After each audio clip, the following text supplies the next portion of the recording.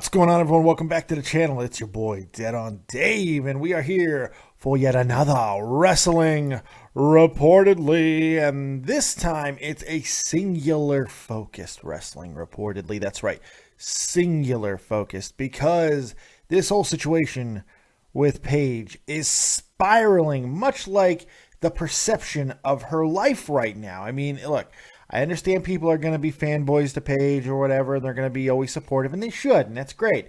But from I think a relatively objective perspective, looking at everything that's happening with Paige right now, you can't look at it and go, well, everything looks fine.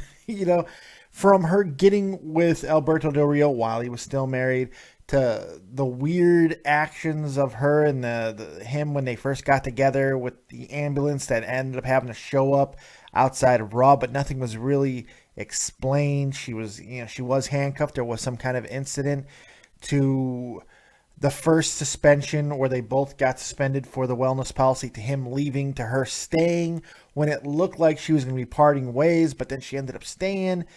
And then the whole weird ongoing situation with Alberto being stabbed in a incident that keeps changing. The variables keep changing, and it's not reported at a police station. I mean, there's all kinds of weird stuff that is going on with Paige and Alberto Del Rio specifically. But Paige has always been a strange person. She's always been her own woman. And part of the problem with someone like Paige is the fact that she grew up in the wrestling industry, in a wrestling family that owns and runs a wrestling promotion. You can, not all the time, but when you have that, sometimes there's a sense of entitlement. There's superiority complex, feeling like my family did this on this scale and they know what they're doing and that I know better than this, even if it's WWE. I don't know if that's the case, but there is a whole bunch of things that are leading to weird behavior and just, quite frankly, bad life and business decisions. At least that's what it looks like from the outside looking in. The reality, we'll never know, not until many years later, and maybe she comes out and talks about it like I was a dumb kid, whatever the case may be. But it does seem like after this second suspension that things are really circling the drain at this point. It seems like something is about to give, where she is going to be released, or she's trying to get fired. But if she was trying to get fired, why not just continue the process after the first one? Because there was all these reports that her and WWE were in talks where she was like saying, I want to leave. And WWE was like, well, if that's what you're going to want to do, then we'll figure something out. But then they came to an agreement and everything seemed it was okay, peachy keen. But now the second suspension happened, and she lashed out on Twitter, and her family lashed out on Twitter. And now the other shoe is dropped on that, because we've seen this before with WWE performers, showing doctor's notes or whatever the case may be, and WWE never really responds back. But the performers are like, this is they don't really say it's bullshit, but they'll kind of allude to the fact that it's bullshit. Well, Paige didn't allude to anything. She straight up said, she made some pretty big accusatory comments on Twitter, stating, same shit, different day, kids. Don't get doctor's notes and don't get painkillers and all this, or because it doesn't matter. Then she also made a comment about it all, different standards for different people depending on where you are in the company. Not going to make people happy within the WWE. But even that comment did not draw any response from the WWE other than stating, yes, Paige has been suspended for a second violation of the WWE wellness policy for 60 days. That's all WWE said. Then her mother took to Twitter, or Facebook, I should say. And then Ricky Knight, her father and owner of the aforementioned family-run wrestling promotion in England, he came out and said, okay, here we go again. Yes, I know my daughter suspended once again. She has not failed the drug test. My daughter has had a long-term neck injury, which in my opinion has not been dealt with. I have asked my daughter to return to UK for help with this injury, as help and direction in the USA has not been forthcoming, in my opinion. She has been in pain and out of the ring action for a fair while now and has been prescribed painkillers, which apparently is against a wellness policy. I feel my daughter has been let down big time by the USA and the proper care and advice needed in the position she has been in, and not happen to say I am pissed off with the situation is an understatement. This is my statement, and I am not open to questions. Thank you for your cooperation. Now, he said a lot in that little blurb, poorly written blurb on Facebook. I mean, he condemned it's the USA that's the problem. It's the America, the health system that's the problem. She's not getting proper care. I think we kind of already know there's a little bit of bullshit there because the WWE actually has been pretty good about providing care, maybe even too cautious of care to wrestlers in certain instances. I mean, Jesus, we are talking about a company that will not let Daniel Bryan get back in the ring no matter what his army of doctors wants to say. He also, talks about how he makes a specific statement that she has not failed any drug tests and you cannot get prescription drugs prescribed to you and all of that. Her brother echoed those statements and talked about how, she's in pain and all of this stuff. Constant chirping over and over. Well, the WWE, like I said, usually does not fight back against these things. Well, they have today. Or yesterday, I should say. They have officially fought back with this statement, and I'm glad they did. Holy God, I'm glad they did. Soraya Jade Beavis tested positive for an illegal substance, not a prescription drug. In addition, WWE is providing world-class medical care for her in-ring injury. There is a lot said in that little statement. WWE has made a lot of big things with those words. First, they make it very clear that she is not being suspended for a prescription drug failure. Oh no. She tested positive for something else, probably a steroid, probably the same thing that Alberto Del Rio ended up getting really popped for, no matter what he would say afterwards. But it's the second part of the statement that's really interesting to me. They said WWE is providing world-class medical care for her in-ring injury. Now, that's an interesting statement because why specify in-ring injury? That makes me think there's something else going on with Paige. Maybe they're alluding to a mental condition.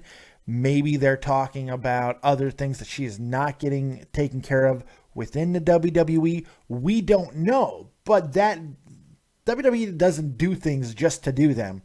There's a reason for the words in that statement. This is a corporation. And I know for a lot of you, that's enough to not give them the benefit of the doubt. But the reality is, this is a weird situation. This is bizarre. It's strange. Nothing seems to be adding up, at least on one side, while the WWE seems to be very consistent with their actions. Now, when the second test happened, the failure, I was giving her the same benefit of the doubt that it was a protocol thing. Now I'm not believing that. I gave her the benefit on the protocol thing because that's what she said the first time around. The benefit of the doubt is gone at this point. And the worst thing sometimes can happen is when your family starts piling on and forces the WWE to release more information that you might have wanted leaked. Now, obviously, for legal reasons, they can't say what she tested positive for. But they are well within their right to defend themselves and specify that she did not fail for a prescription drug that she had a doctor's note for. Because you can have doctor's notes. You just have to get it cleared properly. And so maybe she did. And maybe she got popped for something else. But she wants to wave around the doctor's note because it's going to help her look a little bit better in the eyes of the public. I think this has been a move. I think she wants out of the WWE, and I think this is how she planned to do it. Unfortunately, it's backfiring because if she actually did fail a real legitimate drug test, she's only burying herself farther. Now, because I am so good at my job, that I am great, I'm an investigative wrestling journalist of the highest caliber, I was able to obtain Paige's doctor's note. I got it right here, and I'm going to show it to the world. Here you go. Boom, there it is. That's legit.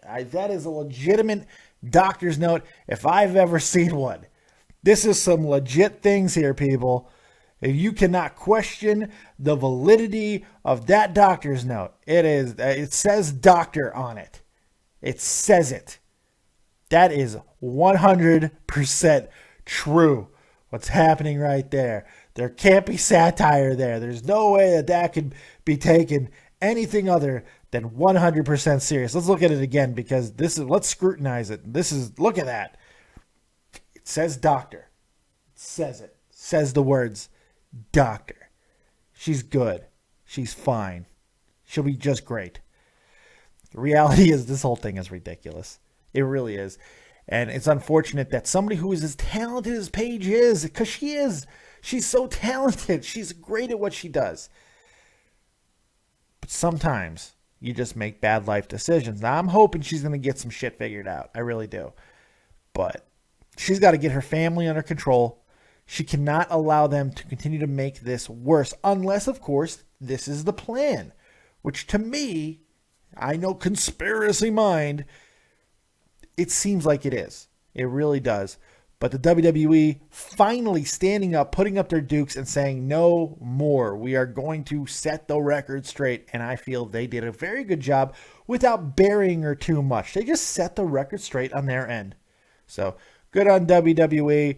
Bad on Paige. Fix your shit, girl, because you got to get this thing together. You're too talented. You're too important to women's wrestling. I'm going to say, I'm not even going to go that far. I'm going to give you that much credit because I think you can be one of the biggest women's stars in all of wrestling. If you just get your shit together.